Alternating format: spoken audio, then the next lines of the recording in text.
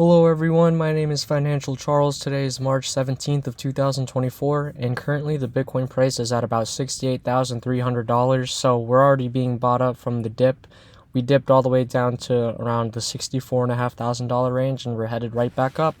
So that's great, but in this video, I just wanted to quickly remind people why we continue to buy Bitcoin even though it's at its all-time highs right now. In the grand scheme of things, we all know that Bitcoin will continue to go up against the US dollar for the remainder of its lifetime or until the inevitable collapse of the US dollar.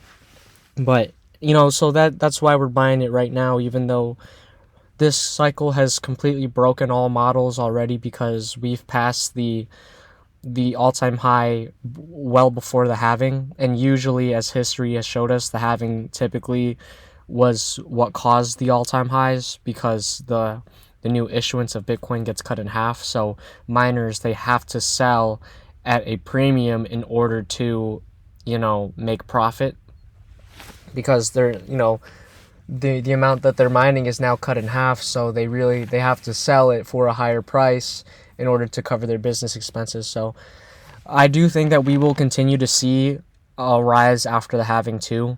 I don't think the halving is priced in, because the halving it directly causes the amount of Bitcoins that miners get to be cut in half. It's a direct thing. So they will have to sell it at a premium in order to cover their business expenses. And the halving, like the Bitcoin has not halved yet, so you can't price it in. You can't price in something that is yet to happen. It's a function of Bitcoin.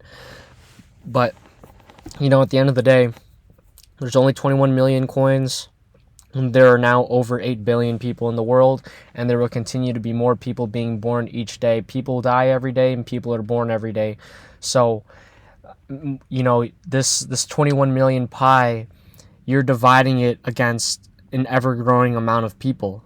Like the 21 million coins are not for just the people for today. They're for the people of tomorrow. They're for the people of 10 years from now. They're for the people 100 years from now.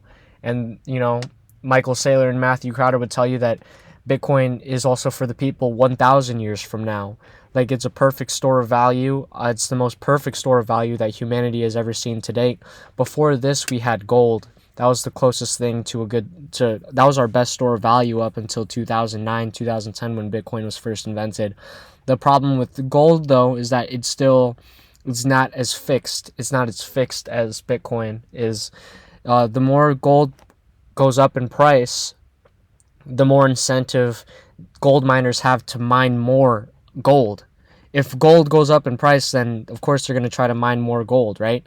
But now that there's more gold in circulation, the price comes to it. There's an equilibrium found. With Bitcoin, the demand continues to grow, but you cannot increase the amount of new Bitcoins that are being issued. Right now it's a solid 900 Bitcoins that get put out per day. In April, it gets cut down to 450. Even though as of today, as of right now, Bitcoin demand is higher than it's ever been, and the new issuance is about to be cut in half. And then in 4 years from now, it's going to be cut in half again to 275. Or is that the right math? No, 225 Bitcoins in the year 2028. 225 per day. But, as time goes on, the demand continues to grow. So it's like each cycle should get steeper and steeper, actually. Like I really do think we're at the very beginning of the S curve. We're at the very, very beginning of the S curve. And it is this cycle that will be a major, major move. I think it'll be this cycle that we're going to see the end of diminishing returns. I don't think we're going to see diminishing returns this cycle, because that would assume about a $120,000 Bitcoin, but I don't think it's going to top there, especially when you consider the fact that these ETFs are buying so much, and all these people are just buying, and new forever hodlers are born every single day. Like, I am a forever hodler. I do not plan on selling these Bitcoins. I plan on holding it forever and ever and ever. If I have to have some type of living expense covered, then yeah, I'll cover it. But, Bitcoin just continues to be more rare. It's like, I remember seeing this thing on Reddit a couple days ago, saying that Bitcoin was raising a generation of gamblers because we're just throwing all our money into Bitcoin. But the real gamble is not putting everything into Bitcoin.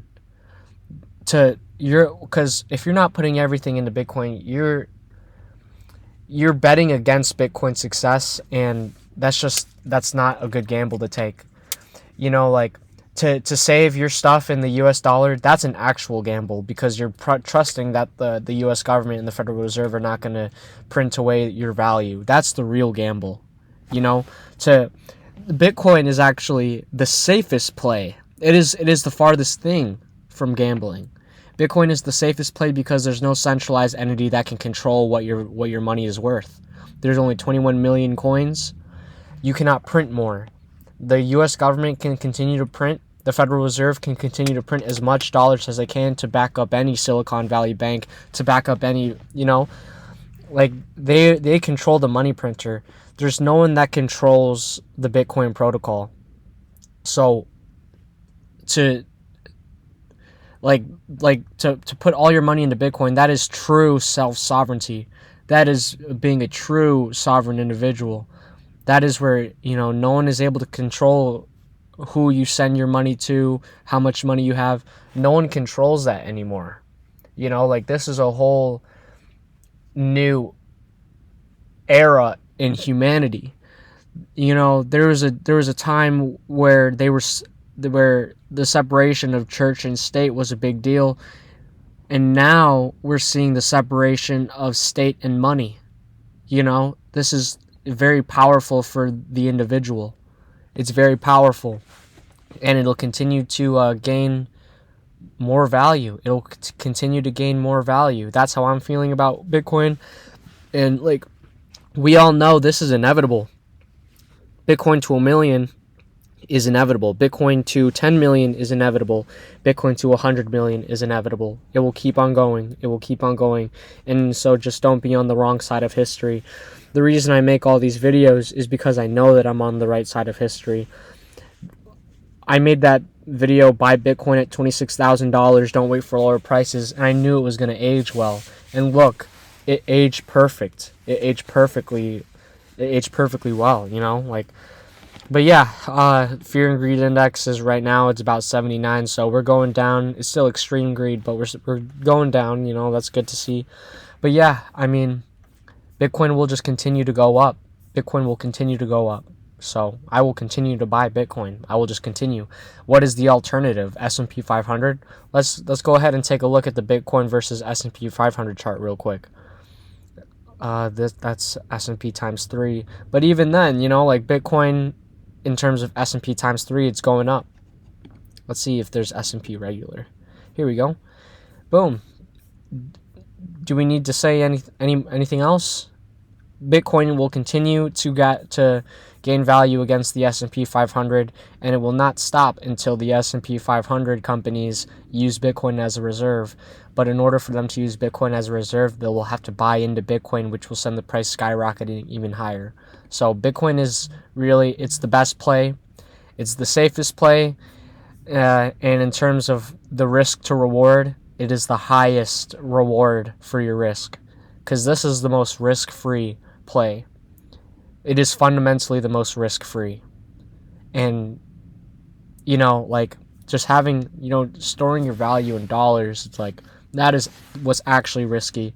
And like Michael Saylor said, people that use fiat to store their value, there's a name for them. We call them poor. And it's true. It's very true. The rich people actually, they own property. They don't own some fiat derivative that can just be printed by a group of people. They have actual property. Bitcoin is actual property. For the very first time, individuals can, no matter what your class is, doesn't matter how much money you have, anyone with cents or even a dollar, anyone can now own true actual property. Even real estate, you can pay for that up front. You could pay all $2 million down, pay all these fees. At the end of the day, it doesn't matter if your house is paid down or not. If you don't comply and if you don't pay your monthly property tax, your property is seized. It's not actually your property. You have to pay taxes on that every single month. You know what I'm saying? Like it's never, you can pay it in full. It's never your property. It is never your property. You know what I'm saying? Because the moment you stop paying your property tax, the government will seize it. Like, the government controls a lot more than what we think, but now we live in an era where they cannot control our Bitcoin. They cannot shut down our addresses. They cannot shut down the protocol. It's very powerful stuff. It's very, very powerful stuff. So yeah, that's pretty much all I wanted to say in this video. I'm a straight up Bitcoin maxi, and I will continue to be a Bitcoin maxi. And yeah, hope you guys enjoyed the video. Please like and subscribe, and I'll see you next video.